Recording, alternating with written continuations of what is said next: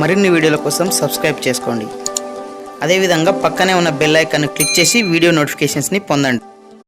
Hi friends, ఈరోజు ఆంధ్రజ్యోతి దినపత్రికలో వచ్చినటువంటి మళ్ళీ బడికి అనే శీర్షికలో వచ్చిన విషయాలు అవాస్తవమని తెలంగాణ విద్యాశాఖ స్పష్టం చేయడం జరిగింది. సో దానికి సంబంధించినటువంటి పూర్తి వివరాలు ఈ వీడియోలో తెలుసుకుందాము.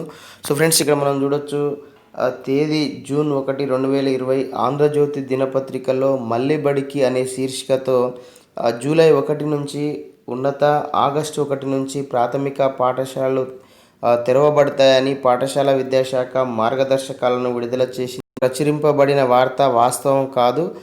పాఠశాల విద్యాశాఖ ఇంతవరకు ఎటువంటి మార్గదర్శకాలను విడుదల చేయలేదని తెలియజేయడమైనది అని చెప్పేసి ఇవ్వడం జరిగింది. సో అదేవిధంగా 10వ తరగతి పరీక్షల విషయంలో ఆబ్జెక్టివ్ విధానంలో 10వ తరగతి పరీక్షలు నిర్వహించాలనే విషయంలో పాఠశాల విద్యాశాఖ ఇంతవరకు ఎటువంటి ఆలోచన చేయలేదు.